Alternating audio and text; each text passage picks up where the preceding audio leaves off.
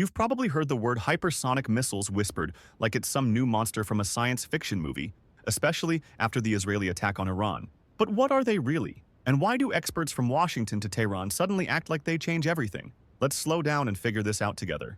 This isn't a military briefing, it's not a how-to, and it's not a threat counter. It's just an honest attempt to understand what people are actually talking about and why it suddenly feels important. When people say hypersonic, they're talking about speed. Hypersonic flight means moving at least 5 times the speed of sound, Mach 5 or more. That's incredibly fast. Faster than fighter jets, faster than artillery, faster than most missiles people are familiar with. But here's the part most people get wrong. Speed alone is not what makes hypersonic missiles different. We've had extremely fast missiles since the Cold War. Some ballistic missiles reach much higher speeds than hypersonic weapons ever do. The real difference is how they move.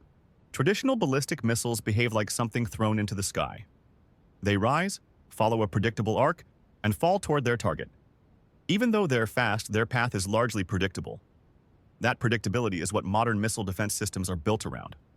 Radar tracks the object, computers calculate its trajectory, and interceptors try to meet it along that path. Hypersonic weapons break that assumption. Instead of flying high into space and falling back down, hypersonic weapons stay inside the atmosphere and can maneuver while moving at extreme speed.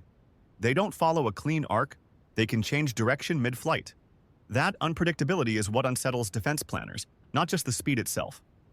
There are different ways this is achieved. Some hypersonic weapons use glide vehicles.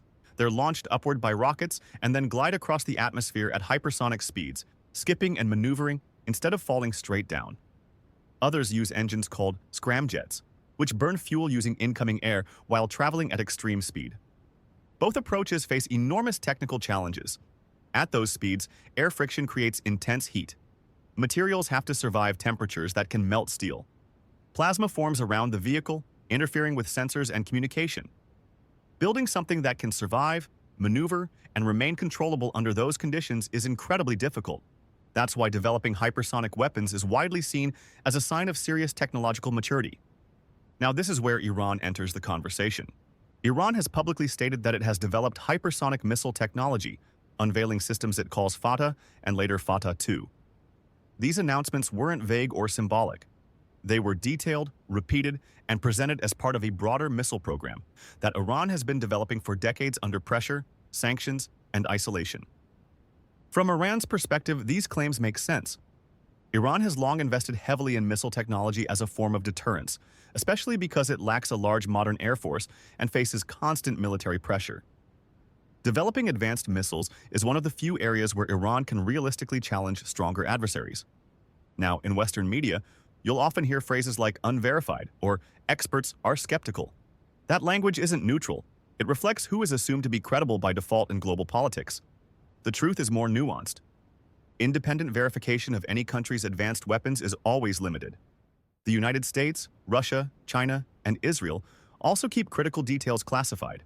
Iran's claims shouldn't be dismissed simply because they come from Iran. At the same time, they shouldn't be exaggerated beyond what's observable. What we can say responsibly is this. Iran almost certainly possesses very high-speed missiles, and it has demonstrated increasing sophistication in guidance, propulsion, and maneuverability over time. Whether every system fully meets the strictest Western definition of a hypersonic glide vehicle is still debated, but the capability itself is serious enough that it is being treated seriously. And that alone tells you something. During the Israeli attack on Iran and the response that followed, the discussion around hypersonic missiles wasn't just about damage. It was about signaling, about deterrence, about showing that Iran is not technologically frozen or strategically helpless. In modern warfare, perception is power. Now let's talk about defense. Can hypersonic missiles be stopped? There's no simple answer. Existing missile defense systems were designed for older threats. Hypersonic weapons make interception harder, not impossible. New detection systems, new sensors, and new interceptors are being developed, but there is no system that guarantees protection. And this leads to the most important point of all. The real danger of hypersonic weapons isn't that they cause bigger explosions. Destruction depends on payload, not speed alone. The deeper danger is that they shrink decision time. When warning windows collapse from hours to minutes, human judgment gets compressed, verification gets rushed, mistakes become more likely. Speed doesn't just outrun defenses, it outruns thinking. That's why hypersonic missiles matter. Not because they are magical weapons, but because they change how quickly humans are forced to decide whether to escalate, retaliate, or stop. So here's where I'm genuinely curious what you think.